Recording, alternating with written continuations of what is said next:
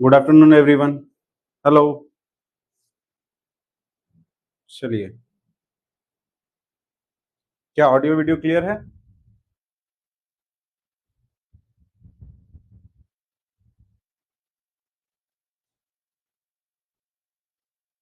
Hello everyone.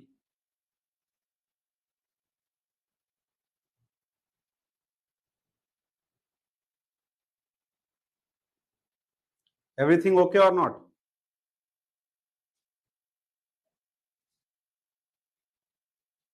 एक बार comment करके confirm करिए क्या ऑडियो वीडियो क्लियर है।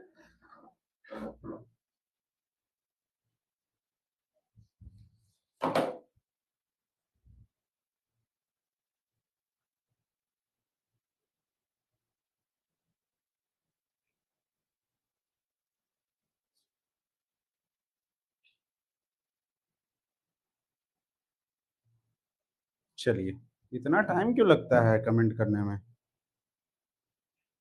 कमेंट करने में टाइम नहीं लगता सर, पहुंचने में टाइम लगता है कमेंट। तो न्यूमेरिकल मेथड्स का जो अभी लेक्चर हमारा हो रहा है, ये लास्ट लेक्चर है। हमने 4 लेक्चर किए हैं, उसमें लगभग सारे टॉपिक्स कवर कर लिए हैं। जो न्यूमेरिकल सॉल्यूशन का है, numerical solution of differential equation, इसके 4-5 मेथड्स हैं। यूलर्स मेथड है, पिकार्ड्स मेथड है, टेलर्स मेथड है, रंजा-गुप्ता मेथड है। तो ये काफी मेथड्स हैं, लेकिन वो सारी मेथड्स हमें मतलब नहीं है माइनिंग गेट में एग्जाम में। वो सारे मेथड्स कभी नहीं आए हैं और ना कभी आएंगे। आया क्या है? आया है रुंजा-कुत्ता मेथड। तो रुंजा कुत्ता मेथड जो आया है, उस मेथड को इसके अंदर जो हम कवर करने वाले हैं सिर्फ आज न्यूमेरिकल सॉल्यूशन में, वो मेथड क्या है? रुंगे कुट्टा। अरे इसको कई लोग कई तरीके से बोलते हैं, तो रुंजे कुट्टा बोलो, रुंगे कुट्टा बोलो, कुछ भी बोलो। इसके मेथड कितने हैं? 4 मेथड हैं। Order 1, order 2, order 3, order 4। 4 order की इसके मेथड है। Runge Kutta of first order, Runge Kutta of second order, Runge Kutta of third order and fourth order. तो ये सारे ऑर्डर आज हम कवर करने वाले हैं।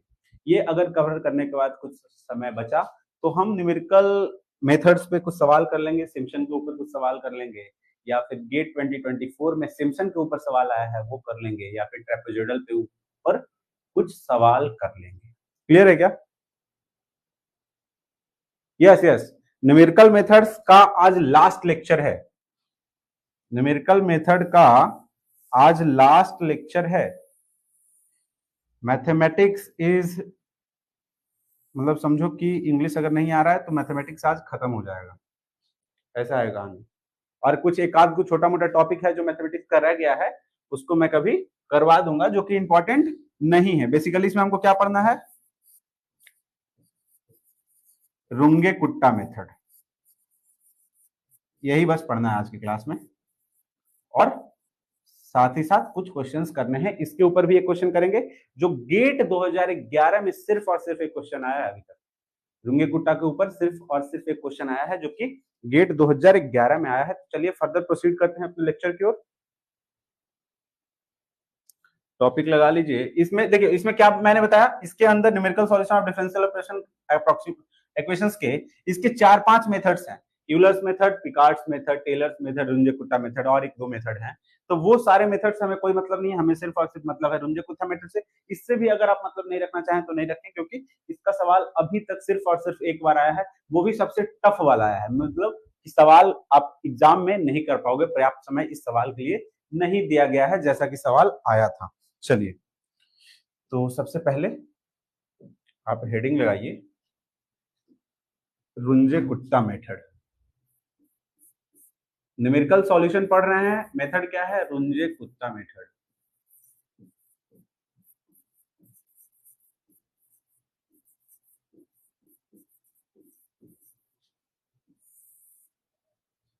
ठीक है, कोई दिक्कत? और इसमें भी 4 ऑर्डर के हैं, इसके भी 4 तरीके हैं। इसके कितने टाइप्स हैं? इसके टाइप्स हैं 4 सर। पहला टाइप क्या है? Runge Kutta of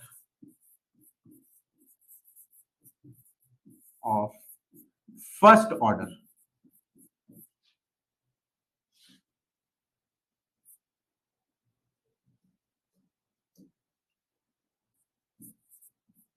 first order. Clear है? Runge Kutta of first order.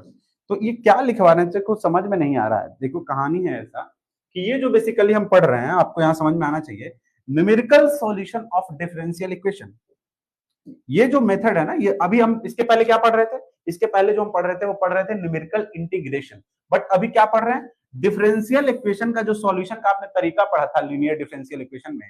तो जैसे एक मेथड था linear differential equation method, Bernoulli method, exponential method, इस तरीके से कई मेथड हमने पढ़े थे डिफरेंशियल इक्वेशन के सॉल्यूशन का। तो उसमें एक ये है कि numerical solution of differential equation, उसका एक मेथड है रुंजा-कुट्टा मेथड।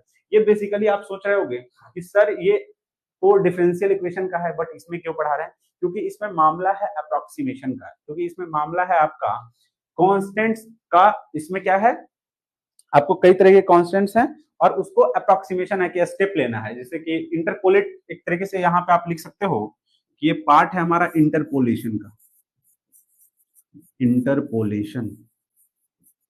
तो इंटरपोलेशन का जो मेनली काम है वो हमारा न्यूमेरिकल मेथड्स में काम होता है। इसीलिए ये जो डिफरेंशियल इक्वेशन का सॉल्यूशन है, न्यूमेरिकल सॉल्यूशन, ये हम इसको न्यूमेरिकल मेथड्स में कवर कर रहे हैं। ठीक है, डिफरेंशियल इक्वेशन का जो सॉल्यूशन के मेथड्स पढ़े थे उनमें से ही एक मेथड है रुंजा-कुट्टा मेथड, जिसको कि हम न्यूमेरिकल मेथड्स में पढ़ते हैं, ना कि डिफरेंशियल इक्वेशन में। क्लियर है? तो ये चीजें हैं, यहाँ पे अभी हमने लिखा फर्स्ट ऑर्डर। इसका जो फॉर्मूला है अभी मैं सबको, चलिए फॉर्मूला इसका लिख लीजिए। क्या है formula, y1 equals to y not plus k। क्या है बेसिकली, हम पढ़ रहे थे जैसे न्यूटन ऑप्शन पढ़ रहे थे, न्यूटन जब इंटीग्रेशन वाला पार्ट पढ़ते थे या फिर वो वाला ट्रेपेजॉइडल वाला सब पार्ट पढ़ते थे, या फिर उसमें जब नहीं देखे थे आप, न्यूटन ऑप्शन में क्या पढ़ते थे, x1 equals to x0 into something. Basically उसमें हम जब रूट फाइंड करते थे, first root, second root, third root, तो वहां क्या करते थे कि आपको x0 पता होता था, x1 निकाल लेते थे, x2 पता होता था, x3 निकाल लेते थे। इस तरीके से यहाँ भी आप इक्वेशन को देख पा रहे होगे कि y1 equals to y not plus k। Sir यहाँ पे k क्या है, सर यहाँ पे k क्या है, k को लिखिए, इसको आप k की जगह k1 कर लीजिए। This is your k1। क्यों कर रहे हैं अभी बताएंगे। और इसको लिखिए k1 is equals to h into F of x0 comma y0। ये कर क्या रहे हैं सर, ये कर क्या रहे हैं, आप कर रहे हो dy over dx equals to F of x comma y।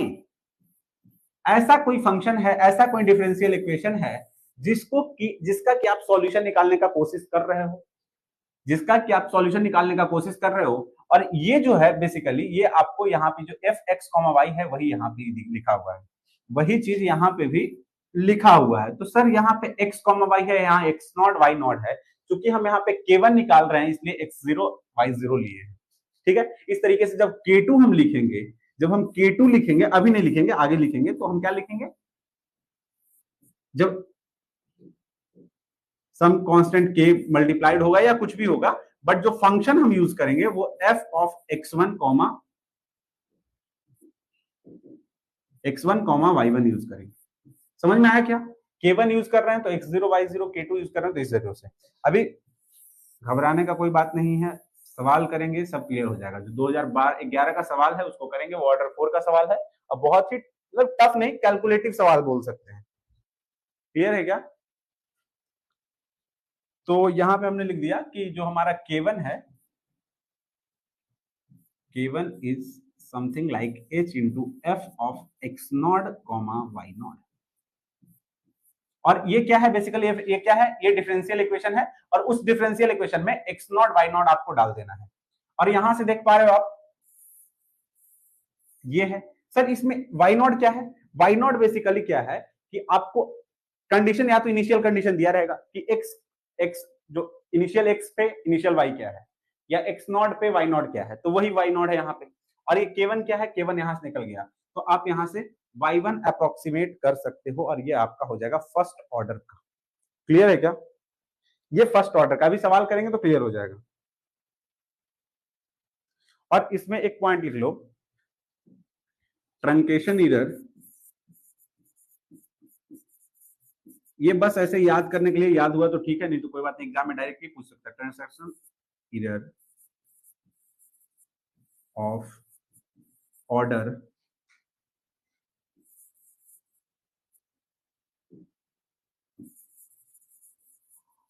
H square. ठीक है, ये तो सही है सर। दूसरा बता दीजिए सर। एक फॉर्मूला याद करोगे धीरे धीरे सब हो जाएगा। रुंजा कुट्टा रुंगे कुट्टा। समझ में नहीं आ रहा है, अभी सवाल का वेट करिए। ऑफ सेकेंड ऑर्डर, इसका क्या फॉर्मूला है सर? इसका क्या फॉर्मूला है सर सेकेंड ऑर्डर का? इसका फॉर्मूला लिखिए, y1 equals to Y not plus 1/2 k1 plus k2।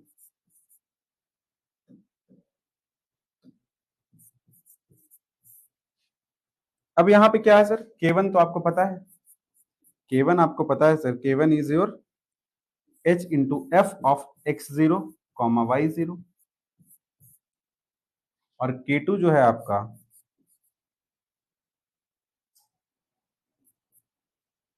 f of h into F of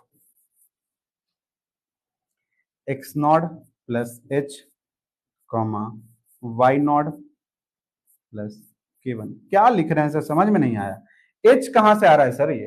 अब आपको थोड़ा समझ में आ रहा होगा कि h बेसिकली है क्या। h जो है ना वो स्टेप साइज है। एक्स एक्सिस पे जो स्टेप साइज है वही आपको देख, आप ध्यान से देखो कि इसको हमने बोला ये हमारा x1 है, something x1 is equals to X not plus h, where h is step size. तो आपका सवाल कैसा रहेगा? सवाल ऐसा रहेगा कि एक डिफरेंशियल इक्वेशन दे दिया जाएगा और उसमें बोल दिया जाएगा कि x0 पे y0 का वैल्यू ये है, x0 पे y0 का वैल्यू ये है, तो आप रुंजा कुट्टा मेथड का ये ऑर्डर लगाइए और आप बताइए कि x इक्वल्स टू 1 पे या x इक्वल्स टू 5 पे y का वैल्यू क्या होगा, और कंसीडरिंग कि आपका जो स्टेप साइज है वो 1 है। अभी हम सवाल पे आएंगे तो और क्लियर हो जाएगा। ये थोड़ा समझ में आया क्या? ये समझ में आया? This is your k1, this is your k2। तो k1 एज इट इज रह गया, k2 में यहाँ पे जब दूसरा हम सेकंड ऑर्डर पढ़े तो उसमें k1 और k2 का दोनों का इन्वॉल्वमेंट था। हमको k1 पता है कि ये होता है, हमने पहले क्वेश्चन देख रखा है। h क्या है? एक h स्टेप साइज है जो कि आपको क्वेश्चन में दिया रहेगा, या फिर कुछ ऐसा लैंग्वेज रहेगा जिससे आपको h निकालना रहेगा कि आप h पा जाओगे। क्लियर है क्या? क्लियर है यहां तक? तो ये एच स्टेप साइज है। इसमें भी आप देखो तो ये बेसिकली क्या दिख रहा है? This is your x1, this is your y1, this is your x1, और इस x1 बेसिकली है क्या? एक्स नॉट प्लस एच है, और ये क्या है आपका y1 है। y1 कैसे आता है? y not plus k1, y not plus k1, ये y1 हमको पता है, यहाँ पे y1 डालेंगे और x1 क्या डालेंगे? x1 डालेंगे x नॉट प्लस h क्या है मेरा? स्टेप साइज है। चलिए ये हो गया सेकंड ऑर्डर। इसका अगर ट्रंकेशन एरर का बात करें,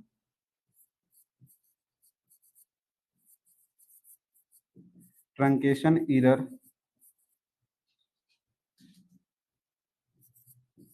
बहुत ही बोरियत टॉपिक है ये, क्योंकि अभी तक सवाल कभी आया नहीं है, बहुत कैलकुलेटिव है। जो सवाल करेंगे अभी पता चलेगा आपको।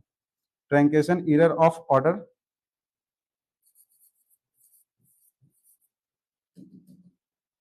Of order H cube. चलिए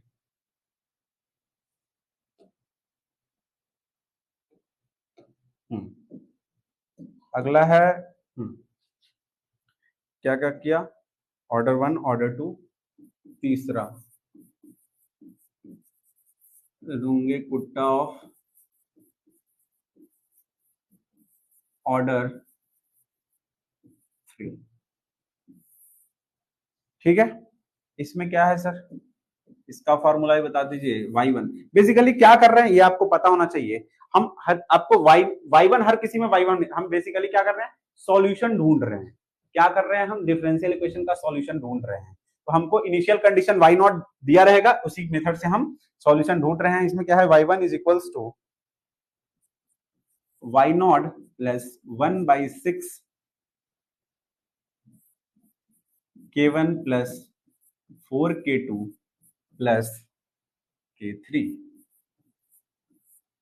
ये यहां ध्यान समझना, यहां ध्यान समझना, बेसिकली क्या हो रहा है, Y not plus k1, Y not plus k1 plus k2 divided by 2, ये कहीं ना कहीं सिंगल k का काम कर रहा है।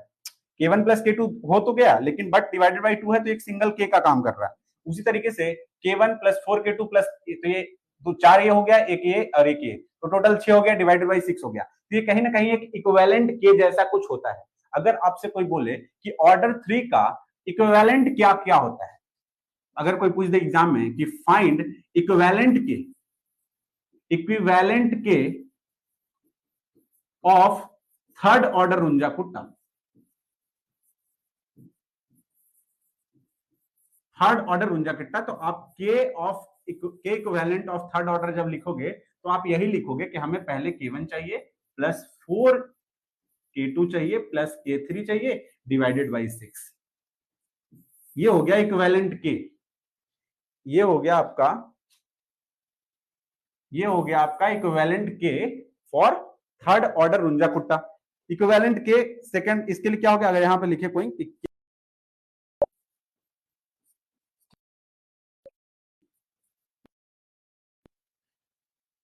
के इक्विवेलेंट बोलो या फिर नॉर्मल के बोलो, सेम बात है। अगर इसको हम इसी को अगर लिख दो आप, y1 equal to Y not plus K, तो के का वैल्यू ये होना चाहिए। इसमें क्या होगा, इक्विवेलेंट के का बात करेगा तो ये हो जाएगा। समझ में आया क्या, ये चीजें समझ में आई क्या? तो ये हो गया इसमें, बट k3 क्या है सर, k3 को लिखिएगा एक बार।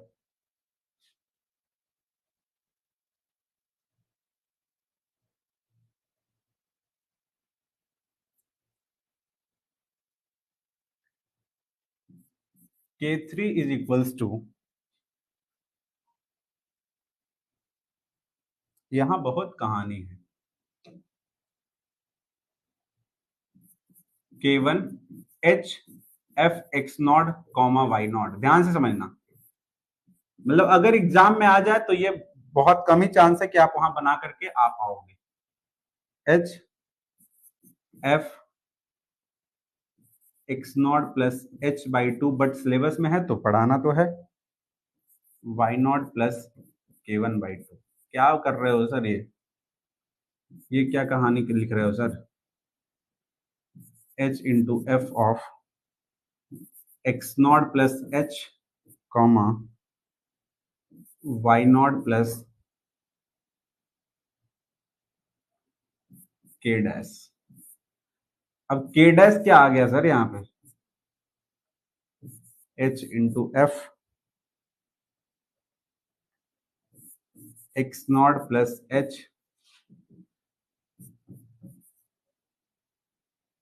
Comma y not plus k। तो ये कहानी है सर। अगर आपको इसमें सॉल्यूशन चाहिए तो आपको ये याद होना चाहिए, तभी आप क्वेश्चन को सॉल्व कर पाओगे। k1 क्या है, k1 तो पढ़ के आए वही है। k2 का माजरा यहाँ पे बदल गया है, k2 का माजरा, वहां पे क्या पढ़े थे, h पढ़े थे, यहाँ पे k1 था, बट यहाँ पे h बाई 2 k1 बाई 2 है। फिर k3, और हाँ, क्योंकि जो k2 पिछला बार में पढ़े थे वो k2 एज इट इज यहाँ पे नहीं है, वो k2 नहीं है। k3 क्या है इस केस में, तो इस केस में k3 है h into f x not plus h y not plus k dash है, it's not k1, it's k dash, और k डैश का वैल्यू क्या है, तो ये है। ये वैल्यू निकालोगे, यहां डालोगे, यहां डालने के बाद k3 निकलेगा, फिर उसके बाद फिर आपका k2 और k1 निकलेगा। अब वो सभी को उठा के इसमें डालोगे तो आपका निकल जाएगा Runge Kutta order of third. यहाँ पे लिखिए truncation error, truncation error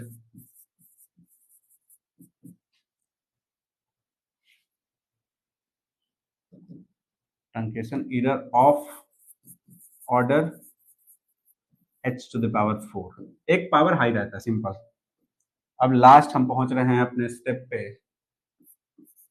रुंजा कुट्टा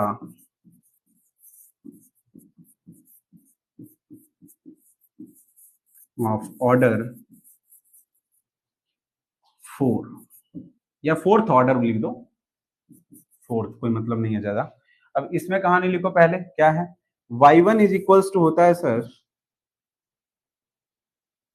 y not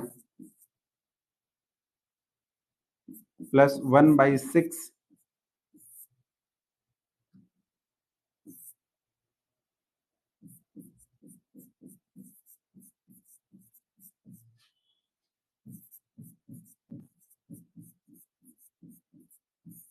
तो K1 K2 K3 जो पढ़ के आए वही है क्या सर? ऐसा जरूरी नहीं है, ऐसा जरूरी नहीं है कि जो ऊपर पढ़े वही होगा। इसमें क्या है, K1 equals to H into F of X not comma Y not. ये क्या है? ये बेसिकली डिफरेंशियल इक्वेशन का जो फंक्शन है वो फंक्शन है। ये इसका हमेशा जो होना चाहिए फॉर्म वो क्या होना चाहिए, dy over dx equal to F X comma Y. वही फंक्शन यहाँ पे है, ये मैं इनिशियल में भी बता चुका हूं, तो इससे कंफ्यूज होने की जरूरत नहीं है। h into F of X not plus h by two comma Y not plus k1 by two. उसी तरीके से K3 क्या है, h into F of X not plus h by two comma Y not plus K2 by two. और K4 क्या है,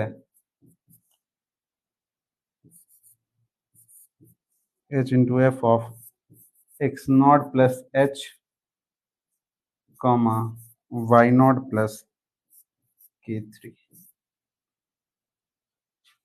चलिए, तो ये हो गया रुंजा कुट्टा ऑफ ऑर्डर 4, और यहाँ ट्रंकेशन एरर लिखिए।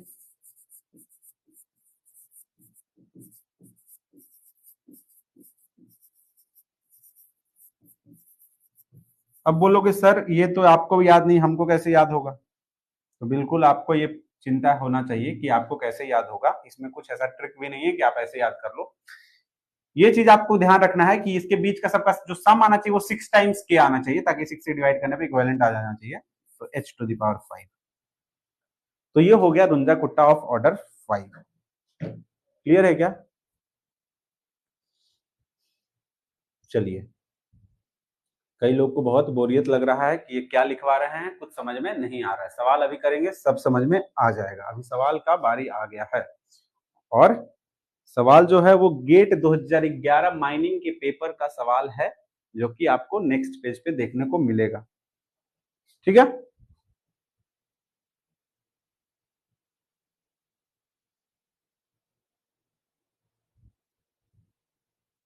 चलिए, तो यही मेथड है, कुछ नहीं है, सिंपल सिंपल कहानी है। क्या करना है, देखो शुरू से अगर बात करें, dy ओवर ऐसा कुछ फंक्शन दिया रहेगा। ऐसे फंक्शन में आपसे पूछेगा कि इसका सॉल्यूशन बताओ। इनिशियल कंडीशन दे देगा कि सॉल्यूशन जो है उसका y का वैल्यू ये है at x equals to this. उसके बाद बोलेगा कि y इक्वल्स टू दिस क्या होगा at x equals to this. x दे देगा और y का पूछेगा। सवाल पे आते हैं सीधा सीधा। सवाल देखिए, अब ये आपका सवाल है गेट 2011 का, if I am not wrong, GATE 2011, GATE 11 का सवाल है। For the equation dy over dx, जैसा कि हमने कहा कि डिफरेंशियल इक्वेशन का एक फंक्शन दिया रहे हैं, ठीक है। The value of y at x equals to 0।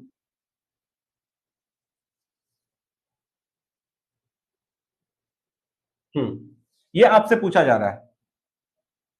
The value of y at x equals to 0.1 है ब्रदर। ये the value of y at x equals to 0.1 in one step using Runja-Kutta fourth order method for the condition, ये initial condition है। This is your initial condition। क्या solution? initial condition क्या दिया है? initial condition आपका दिया है sir कि x इक्वल्स टू 0 पे at x equals to 0 y equals to 1।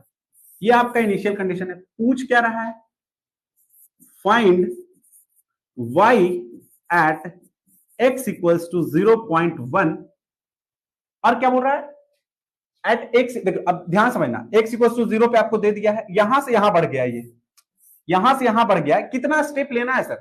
अगर इस पे हमको पता है और इस पे निकालना है तो कितना स्टेप लेकर के निकालना है? आप बीच में तो ऐसा भी कर सकते हो सर, 0.0 है तो 0.05 ले लें, तो इसके बीच का आ जाएगा। लेकिन वैसा नहीं बोला है, बोला है क्या, the value of y at x equals to this, ये फाइंड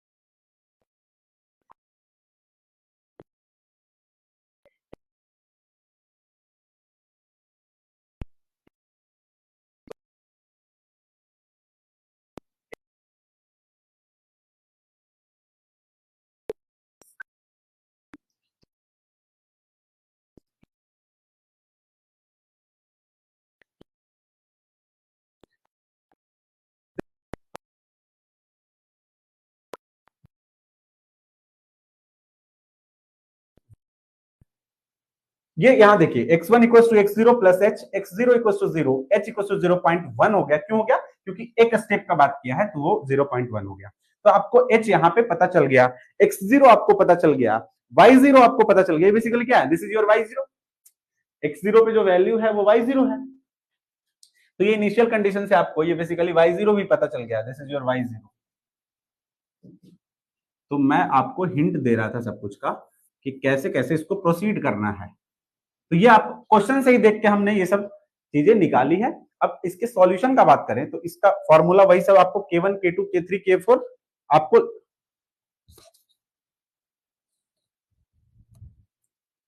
हेलो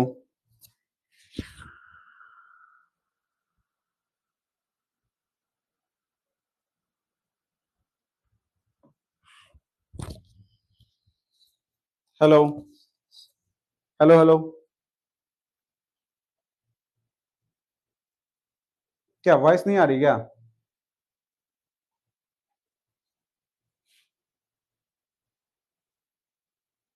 हेलो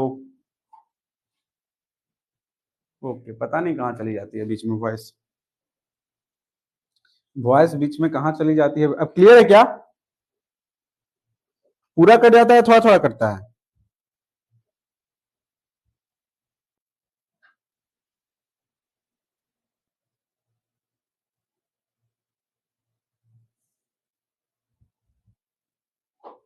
चलिए फिर से रिपीट करने की बात हो रही है। अरे यार परेशान हो जाते हैं। हाँ ठीक है।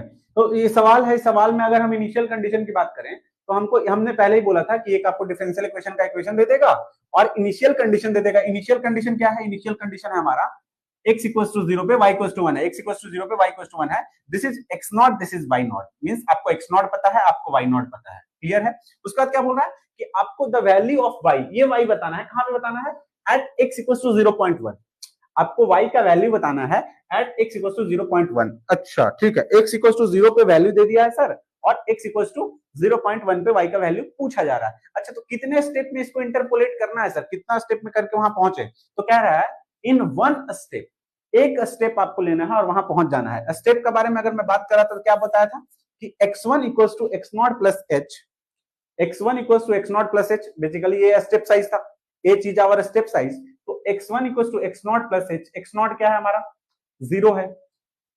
h क्या है? तो अब हमारा x1 क्या है? बेसिकली x1 क्या है? वन स्टेप लेना है तो x0 से डायरेक्ट हम x1 पे पहुंचेंगे। यहां पहुंचना है वन स्टेप में, तो ये हमारा x नॉट है, तो ये हमारा x1 हो जाएगा। तो x1 इक्वल्स टू आपका 0.1 है, x नॉट उसमें 0 है, तो h इक्वल्स टू बेसिकली 0.1 है। आपका जो स्टेप साइज है, स्टेप साइज जो है h बेसिकली जो है वो 0.1 हो गया इस केस में। क्लियर है क्या? आपको x1 पता चल गया। अब क्लियर है क्या? बताइए, क्या ये क्लियर है?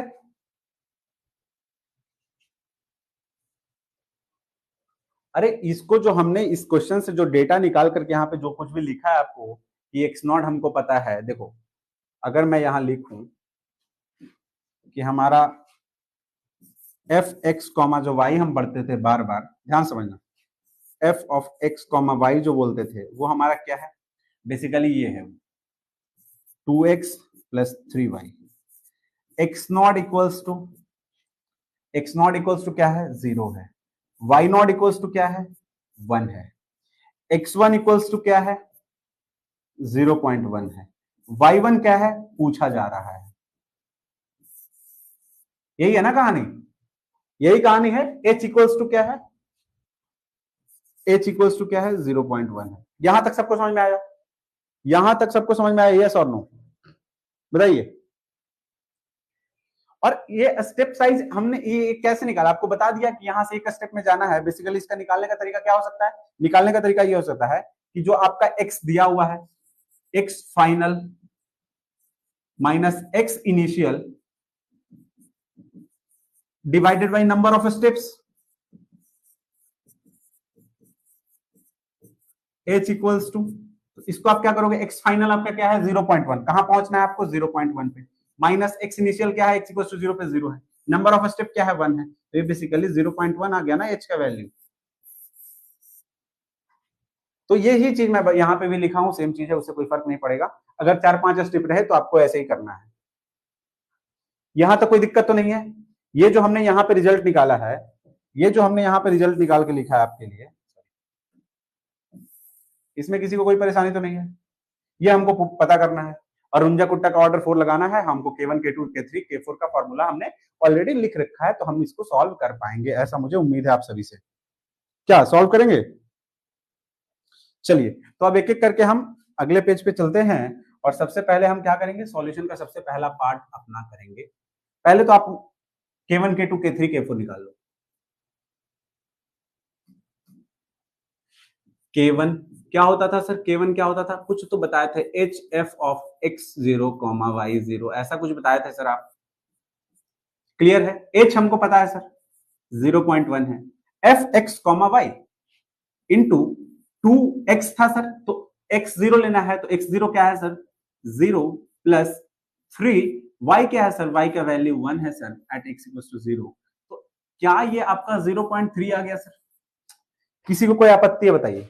अब कोई अगर आपत्ति है तो बताए कि ये h का वैल्यू है f ऑफ x नॉट, मतलब 2x प्लस 3y था, तो x नॉट का वैल्यू क्या है? x नॉट का वैल्यू 0 है, x इक्वल्स टू 0 से स्टार्ट हो रहा है। This is your x not, this is your x not 0 है। फिर क्या है? y नॉट का वैल्यू 1 है, तो 3 किया, तो 3 इंटू 0.1 0.3 हो गया। यहां तक कोई दिक्कत है? हमारा K1 आ गया। इसी तरीके से K2 देखेंगे। K2 का क्या फॉर्मूला था सर? कुछ तो बताए थे, h बताए थे, into F of X not plus कुछ h/2 बताए थे, h/2 comma y not plus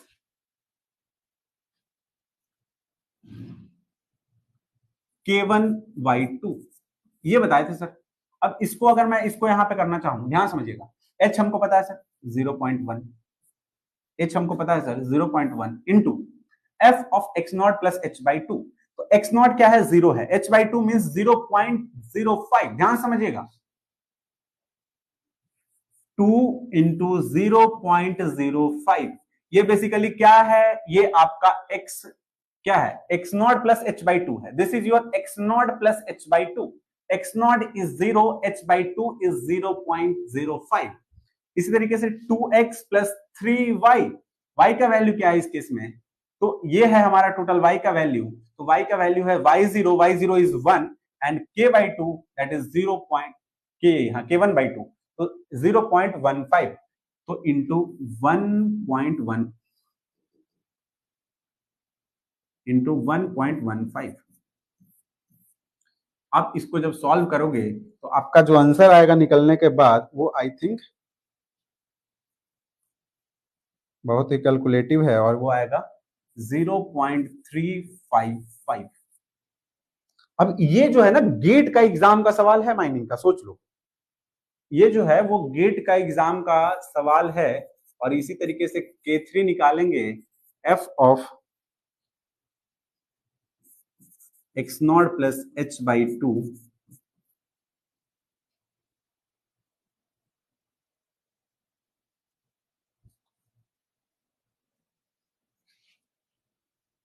plus, plus कहां से इतना आ गया भाई?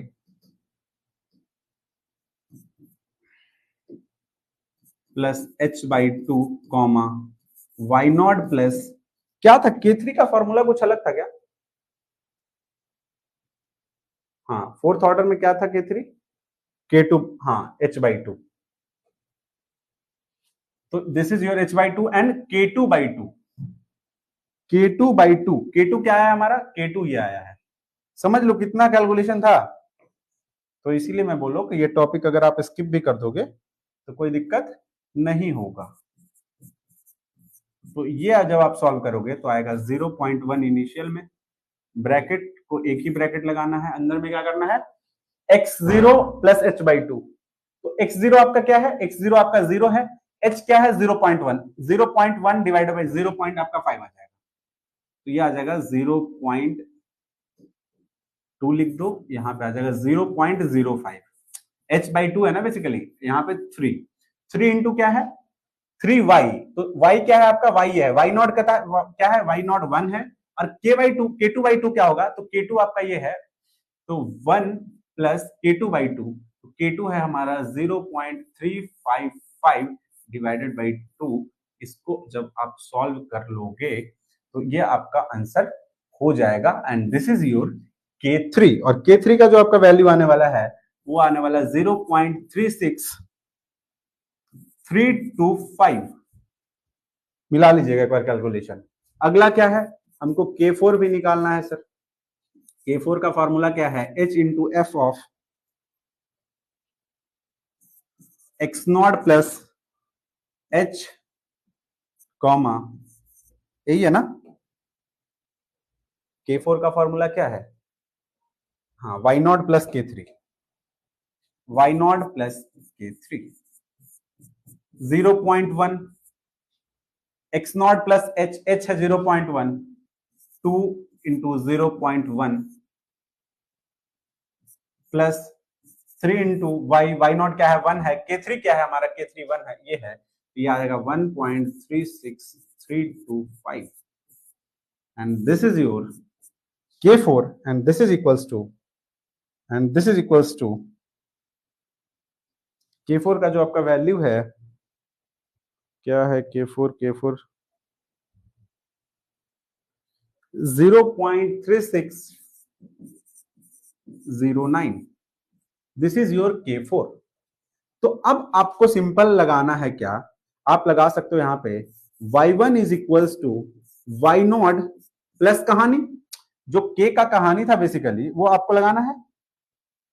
क्या था कहानी, कहानी ये था, ये वाला आपको लगाना है। तो बेसिकली आप इसको लिख सकते हो, ये सभी K को एक K से रिप्रेजेंट कर सकते हो। ये जो टोटल है ना, इसको आप एक सिंपल K से रिप्रेजेंट कर सकते हो, K से।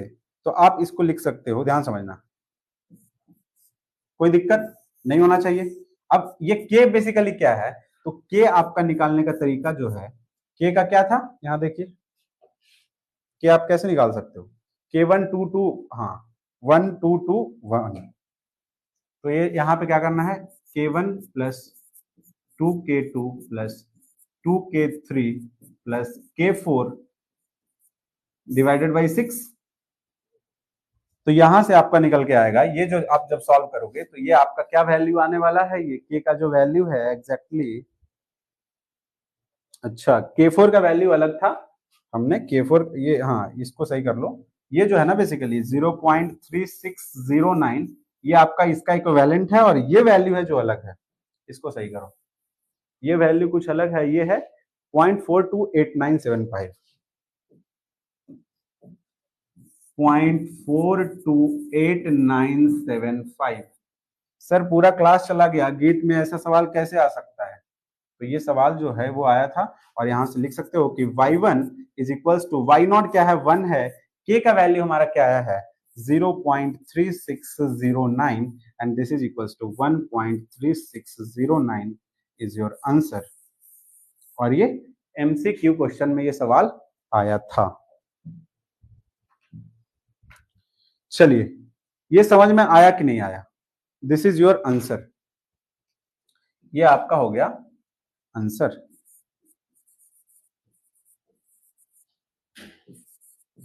क्या है बेसिकली, y का वैल्यू है एट x इक्वल्स टू 0.1।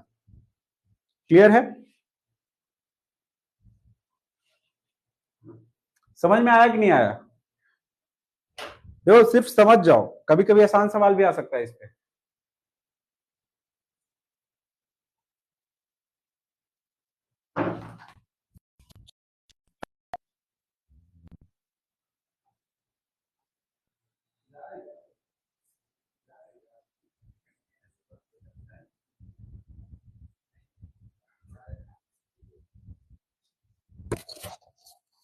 बताइए,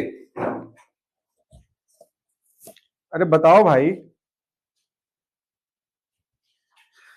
क्लियर हुआ कि नहीं क्लियर हुआ, ये क्या क्या लिखे हैं सर समझ में नहीं आया, कुछ बताओ, अगर डाउट है तो बताओ।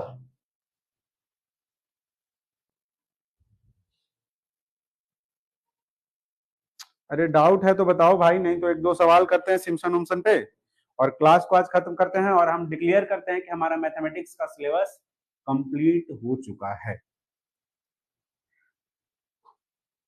कहीं पे किसी को कोई डाउट है, देखो K3 वाला में थोड़ा मामला है ब्रदर। K3 वाला में जो हम रुंजा कुट्टा ऑफ ऑर्डर 3 पढ़ते थे उसमें K3 का अलग मामला है। यहाँ देखो K3 निकालने का तरीका अलग है। यहाँ पहले K डैश लेना है और K डैश का वैल्यू ये है, तो बहुत ही मामला है, इसीलिए आपको डायरेक्ट ऑर्डर 4 पूछा गया इस सवाल में, जो कि गेट का सवाल है। चलिए, क्लियरली ये समझ में आ गया सबको? रुंजा कुट्टा समझ में आ गया? देखो रुंजा कुट्टा का सिंपल है, ये आपको देखो, हम आपको अगर बता दें कि अगर कभी अगर आपको लगे भी डाउट, आपको क्या क्या थोड़ा पता होना चाहिए। जो इसमें इंपॉर्टेंट चीजें की बात करें अगर हम, तो आपको बेसिकली के इक्विवेलेंट का कॉन्सेप्ट पता होना चाहिए। ऑर्डर 1, ऑर्डर 2, 3, 4 में आपको के इक्विवेलेंट का कॉन्सेप्ट पता होना चाहिए, और अगर वो कॉन्सेप्ट पता है तो आप रुंजा कोटा मेथड और इजीली कर लोगे। देख रहे हो ना, आपको डायरेक्ट यहाँ पे पूछ सकता है कि जो सेकंड ऑर्डर होता है उसका के इक्विवेलेंट क्या होता है, या तो बोल देगा कि हाँ जो फोर्थ ऑर्डर है उसका K1, K2, K3, K4 चार कांस्टेंट है, तो उसका के इक्विवेलेंट का कॉम्बिनेशन क्या होगा। ये के इक्विवेलेंट का कॉम्बिनेशन है, ये आपको डायरेक्टली पूछ सकता है। ऑर्डर पूछ सकता है, इरर ट्रंकेशन इरर का ऑर्डर पूछ सकता है। वो बेसिकली हमेशा एक पावर ऊपर होता है एच का। एच क्या है? एच स्टेप साइज है। एच आपका क्या है? स्टेप साइज है। मतलब एक एक्स पे एक वाई दे दिया है और किसी और एक्स पे आपसे वाई पूछ रहा है। कॉन्सेप्ट यही है, एक एक्स पे एक वाई दे दिया है और किसी और एक्स पे जो दिया हुआ है उस पे आपसे वाई पूछेगा। तो आपको सबसे पहले ये दिमाग में आना चाहिए कि अच्छा, जिस एक्स पे पूछ रहा है उस एक्स पे हमको पहुंचने में कितना स्टेप लेना है सर। अगर क्वेश्चन में दिया हुआ है दैट्स इजी, तब आपको जितना स्टेप दिया हुआ है तो फिर जो डिफरेंस है दोनों एक्स का, उसको डिफरेंस को उस नंबर ऑफ स्टेप से डिवाइड कर दो। वो बेसिकली आपका क्या हो जाएगा?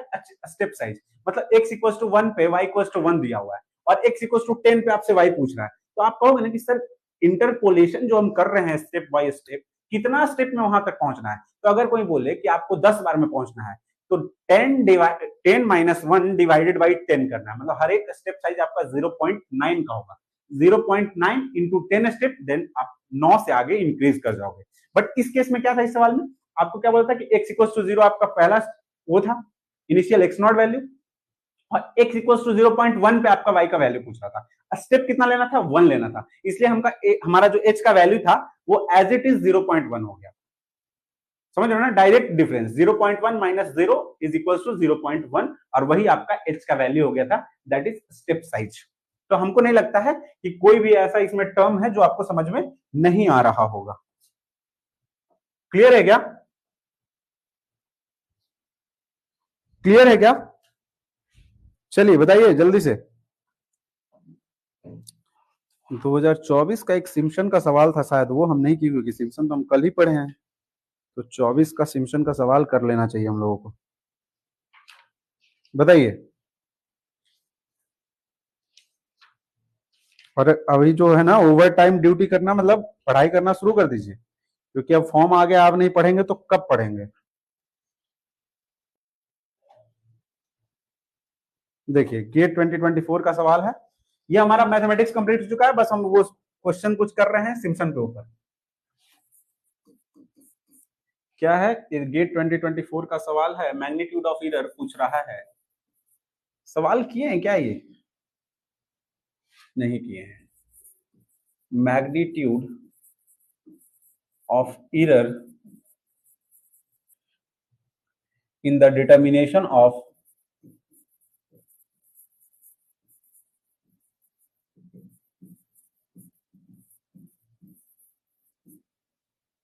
in the determination of the integral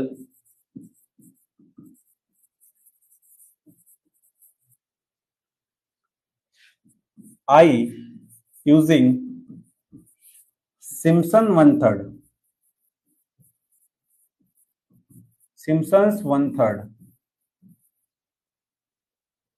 rule, taking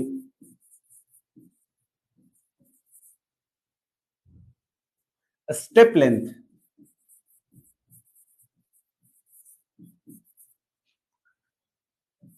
one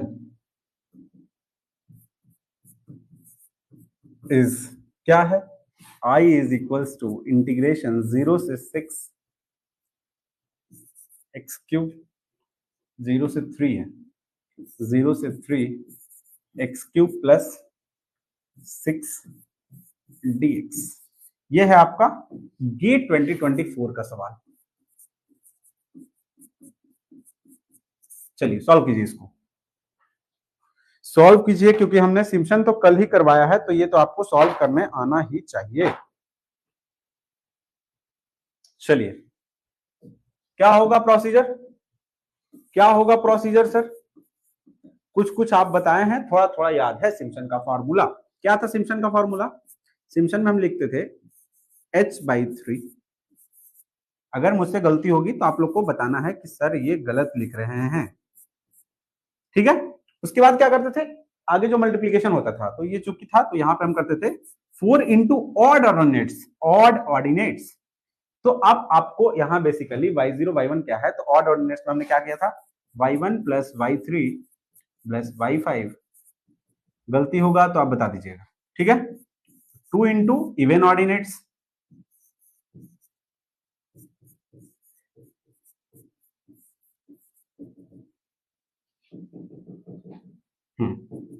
और ये बेसिकली जो है ना, अब ध्यान से थोड़ा सा समझिएगा कि यहां पे हमने पूरा क्लियरली बता दिया था कि आपको कहां तक जाना है।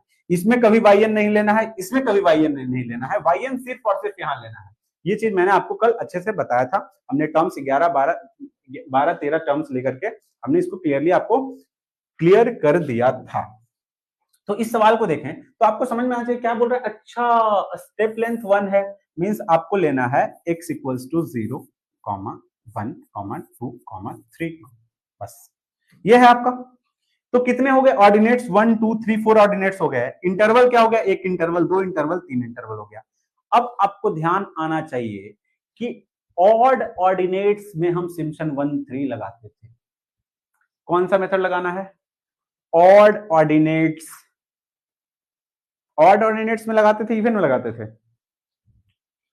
0 1, या क्वेश्चन गलत लिख दिया मैंने, 40 गेट 2024 का क्वेश्चन नंबर 40 है।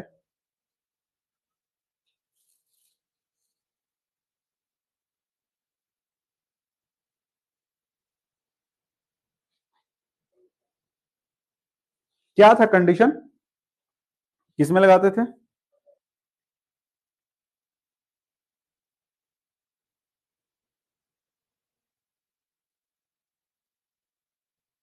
सिम्पसन 1/3।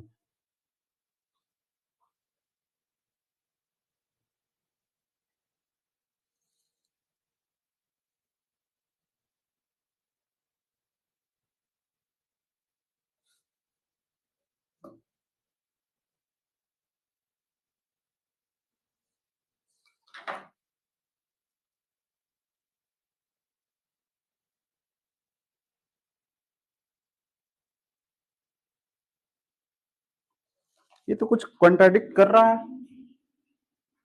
0 1 2 3 स्टेप साइज 1 है, इसको सॉल्व करो। और यहाँ पे कुछ हमको डाउट हो रहा है कि हमने एक पॉइंट लिखवाया था कि नंबर ऑफ स्टेप्स अगर इवन होगा तब इसको हम अप्लाई करेंगे। 1 2 3 स्टेप है यहाँ पे।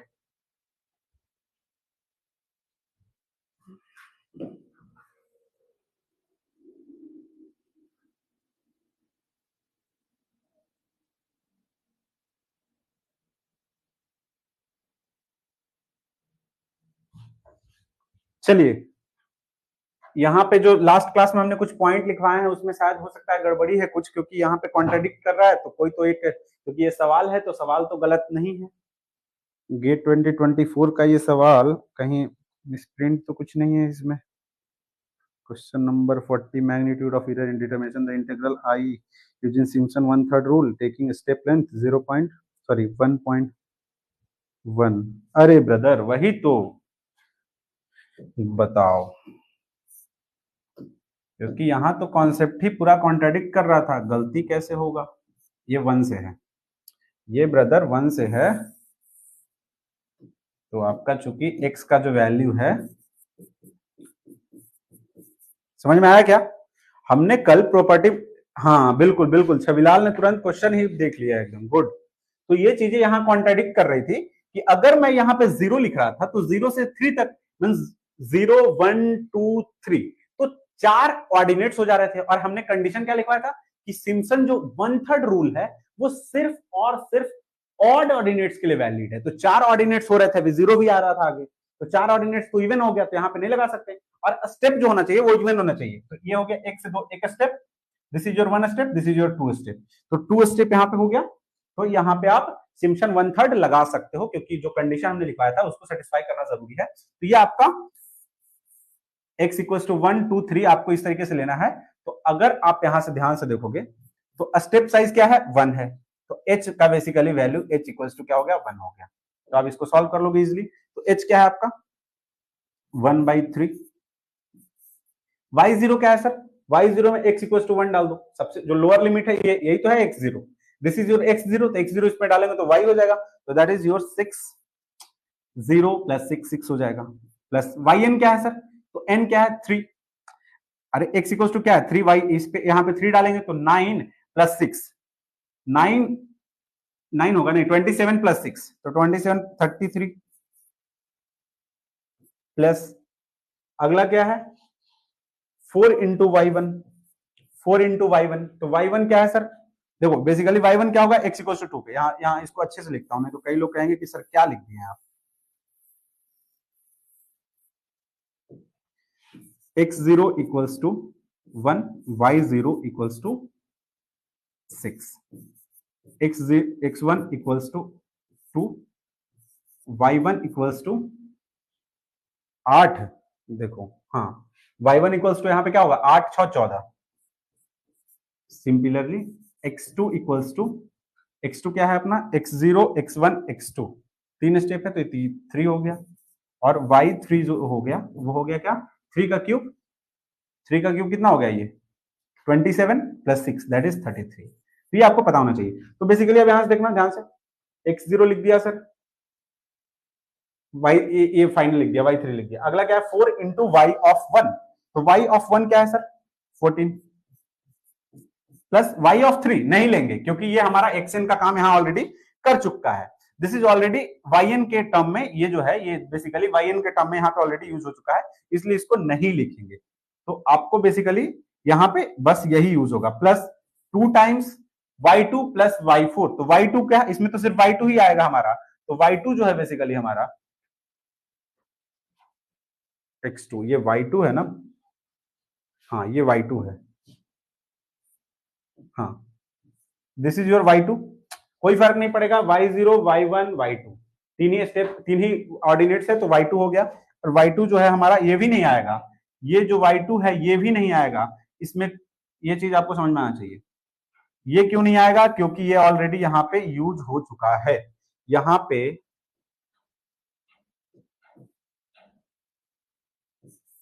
अरे यार हाँ, ध्यान से समझो अब इसको। x0 पता है, y0 पता है, x1 पता है, y1 पता है, x2 पता है, y2 पता है। तीन ही स्टेप तो है हमारा, x equal to 1, x equal to 2, x equal to 3, 1 2 3 1 step लेना है, ठीक है। यहाँ पे हमने क्या फॉर्मूला देखा, y0 क्या है, y0 हमारा 6 है, 6 लिख दिया। yn क्या है हमारा 33, yn मींस लास्ट वाला, तो x इक्वल टू 2 हमारा लास्ट वैल्यू दैट इज 3, इसी पे y का जो वैल्यू है 33 वहां हमने लिख दिया। फिर 4 इंटू 1 वाला लेंगे, तो आपको बेसिकली y का वैल्यू ही है y0 y1 y2, तीन ही वैल्यू है सर। तो ये फर्स्ट टर्म और ये लास्ट टर्म दो तो ऐसे ही यहाँ पे आ गए, दो यहाँ पे आ गए, तो जो y1 बचा है वो सिर्फ इसी में आएगा ना, तो 4 इंटू ये हो गया। जब इसको आप सॉल्व करोगे तो ये आ जाएगा 39 39 और 56, तो 39 एक 40 40 और 56 हो जाएगा 95। सही है क्या, सही है क्या, या कुछ गड़बड़ हो गया, या 96 है, कहीं कुछ दिक्कत है तो बताइए। 96 है क्या, x इक्वल टू 1 पे 7 होगा। ओके, ये हाँ ये 0 के हिसाब से लिख दिया था ना मैं, ये 0 के हिसाब से लिखा था, इसलिए आंसर में इधर उधर हो रहा है। And this is your good, this is your 7 and this is your something 96/3, this is your 96/3 and this is equal to 32। तो ये तो सर आपने निकाल दिया सिम्पसन का वैल्यू, बट पूछ क्या रहा है, magnitude of error in the determination of integral. हम इंटीग्रल अगर इस मेथड से निकालते हैं तो क्या एरर आएगा, तो एरर कैसे निकालेंगे, तो इसके लिए आपको जाना पड़ेगा अगला स्टेप, अब करना पड़ेगा इंटीग्रेशन। इंटीग्रेशन नॉर्मल जो इंटीग्रेशन होता है वो आपको अप्लाई करना पड़ेगा। 1 से 3 एक्स क्यूब प्लस 6, इसको इंटीग्रेट करोगे ब्रदर तो ये आपको आएगा x to the power 4 divided by 4, limit लगाओगे 1 से 3 प्लस 6x, लिमिट लगाओगे 1 से 3। कांस्टेंट तो ये आएगा नहीं क्योंकि डेफिनेट इंटीग्रेशन का पार्ट है। जब इसको आप सॉल्व करोगे तो x का पावर यहां 3 का डालोगे तो 81, सही है ना, 81 डिवाइडेड बाई 4 माइनस 1/4, कोई दिक्कत नहीं होना चाहिए। यहां पे डालोगे 3 तो ये आ जाएगा 18 माइनस ऑफ 6। जब इसको आप सॉल्व करोगे तो ये आ जाएगा आपका 20 और ये आ जाएगा आपका 12 and this is equals to 32। तो क्या आया, सिम्पसन इंटीग्रेशन, सिम्पसन 1/3 इंटीग्रेशन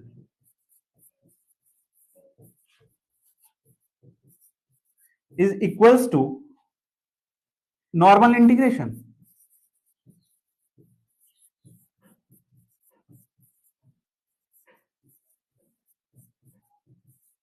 तो यहां से हम कह सकते हैं कि magnitude of error is, error जो है हमारा इस केस में वो 0 आ गया। तो आंसर क्या है इसका, magnitude of error is 0। Clear है क्या, ये सबको समझ में आया क्या? अभी यहां हमने देखा कि यहां पे हमारा सिम्पसन से जो इंटीग्रेशन आया आई का वैल्यू वो आ गया 32। फिर हमने बोला कि मैग्नीट्यूड ऑफ एरर पूछ रहा है sir, determination of integral, integral को जो हम इसमें कैलकुलेट कर रहे हैं तो जो हमारा वैल्यू आया वो नॉर्मल जो इंटीग्रेशन होता है उससे क्या डिफरेंस है। जब हमने नॉर्मल इंटीग्रेशन किया वो भी 32 आया, वो भी 32 आया, तो हम कह सकते हैं कि Simpson 1/3 integration is equal to normal integration. Error इसलिए हम 0 लिख पाए इसको, इसलिए हम इसको एरर 0 लिख पाए। तो ये आपका सिम्पसन 1/3 रूल का एक 24 का जो सवाल था वो हमने कर लिया है, ठीक है। और क्लास खत्म हो ही रहा है तो मैं चाहता हूं कि एक सवाल और कर लूं। आपको मैं पहले ही बता दिया हूं, न्यूटन राप्सन बहुत इंपॉर्टेंट है, न्यूटन राप्सन जो है वो बहुत ही इंपॉर्टेंट है। और एक सवाल जो है वो आपको करना चाहिए, ये मैं नहीं होगा तो आपको होमवर्क में दे दूंगा। यूजिंग कल से आपका नॉर्मल जो आपका वो क्लास शुरू हो जाएगा प्लानिंग का। सिम्पसन्स, तबीयत सही नहीं है यार, नहीं तो 2-2 क्लास लेते daily. Simpson rule, find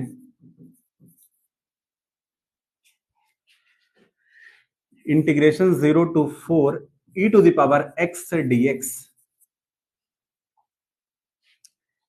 given,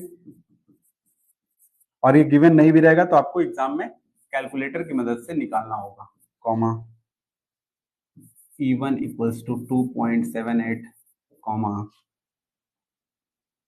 E2 equals to 7.39, comma E3 equals to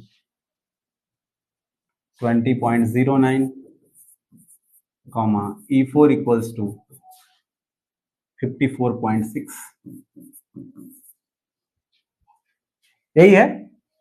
यही है सिंपल कहानी है। अब इसमें बताओ कि सिम्पसन 1/3 लगाना है या सिम्पसन 3/8 भी लगा सकते हैं।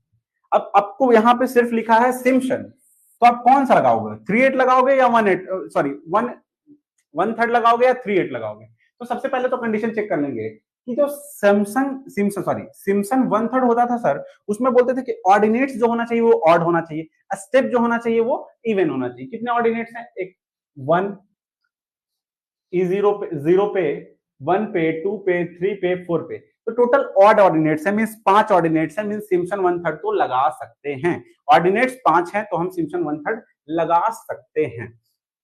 तो सिम्पसन 1/3 तो हो गया। क्या इसमें वो लगा सकते हैं, क्या नाम है उसका, सिम्पसन 3/8। तो सिम्पसन 3/8 के लिए क्या कंडीशन था? सिम्पसन 3/8 के लिए कंडीशन था कि जो नंबर ऑफ इंटरवल्स होने चाहिए वो मल्टीपल ऑफ 3 होने चाहिए। इंटरवल क्या है? ये दोनों का डिफरेंस एक इंटरवल होगा, ये दोनों का डिफरेंस एक इंटरवल होगा, ये दोनों का डिफरेंस एक इंटरवल होगा। टोटल मतलब ऑर्डिनेट्स अगर 5 है तो इंटरवल हमारे 4 होंगे, और 4 इंटरवल बेसिकली 3 का मल्टीपल नहीं है, तो हम सिम्पसन 3/8 रूल यहाँ पे नहीं लगा सकते हैं। क्या लगा सकते हैं? सिर्फ और सिर्फ यहाँ पे सिम्पसन का अगर कोई रूल लगेगा तो वो सिम्पसन रूल लगेगा, 3/8 रूल। आप इस चीज को आप अपने कॉपी में लिख लो, सॉरी 3/8 बोल रहा हूं, सिर्फ और सिर्फ यहां लगेगा सिम्पसन 1/3 रूल एप्लीकेबल है। और साथ में लिखिए Simpson 3/8 rule not applicable, not applicable. अब बाकी आप समझदार हो तो आप इसको सॉल्यूशन करके आप कर लेना, कुछ भी नहीं करना है, सिंपल फॉर्मूला है। क्या फॉर्मूला है? आपको पता है इंटीग्रेशन जो होता है h/3, पूरा कहानी आपको पता है सर, तो फिर आप ऐसे क्यों कर रहे हैं सर? यहाँ पे ऑड वाला ऑर्डिनेट्स को ले लेना है, यहाँ पे उसके बाद प्लस में 2 इंटू इवन वाला, यहाँ पे ऑड वाला, यहाँ पे इवन वाला, और लास्ट स्टेप को छोड़ देना है क्योंकि लास्ट स्टेप ऑलरेडी यहाँ पे हमारा आ चुका है और आपका आंसर आ जाएगा। तो I think it's clear to everyone. और इसी के साथ हमारा मैथमेटिक्स का जो सिलेबस है वो कंप्लीट होता है। We declare.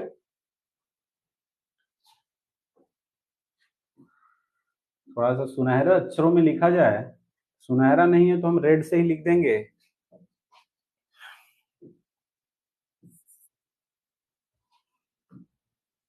क्या लिखने वाले हैं सर?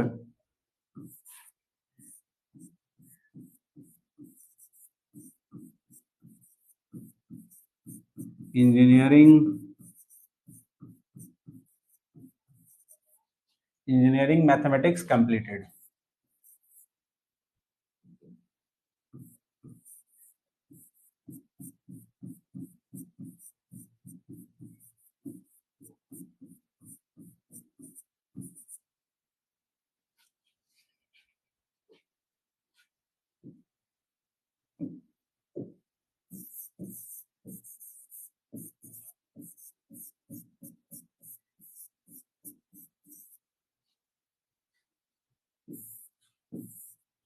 अब क्या है?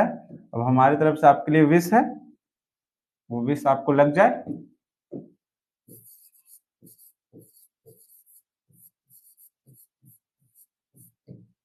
चलिए, तो ये था क्लास हमारा, यहीं पे अब समाप्त होता है।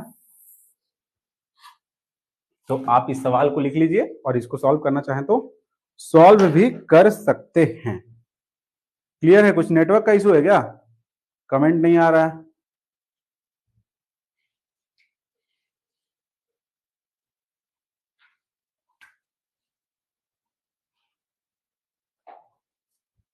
बताइए।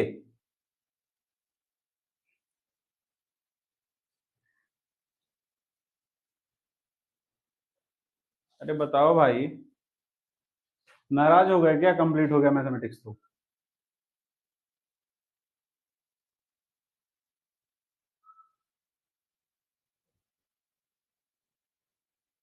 या ऑल द बेस्ट बोलें क्या? चलिए, छविलाल जी आंसर निकाल रहे थे और वो आंसर लाए हैं, और आंसर मैं उनका बताना चाहूंगा कि गलत है या सही। तो आपका आंसर बिल्कुल सही है, 53.87 है आंसर, लेकिन आप 86 लिखा है तो वो भी सही ही है।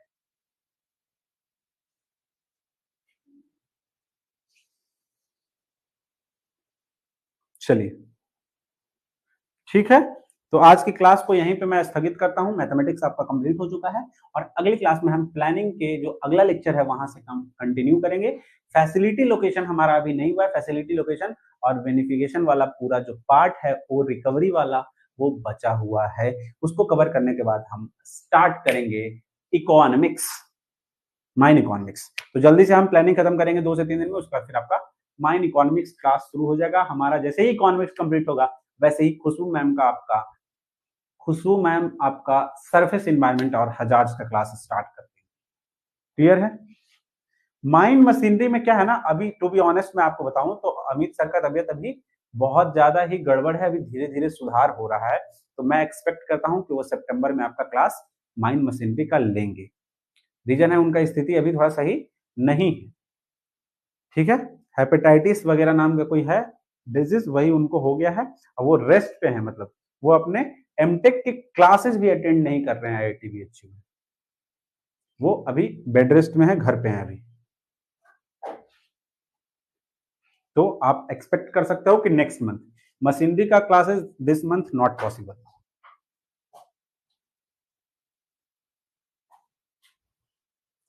इस महीने आपका इकोनॉमिक्स हो जाएगा, इस महीने आपका स्टार्ट हो जाएगा सरफेस एनवायरमेंट एंड हजार्ड्स।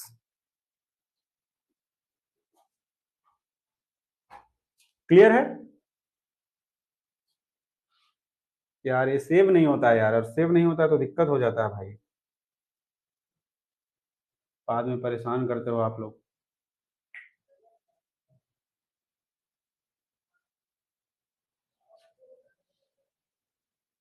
कौन सा लेक्चर 4 है ना? And um lecture 5।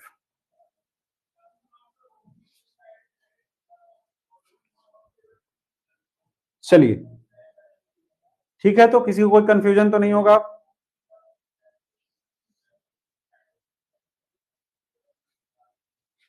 Tata bye bye, good night.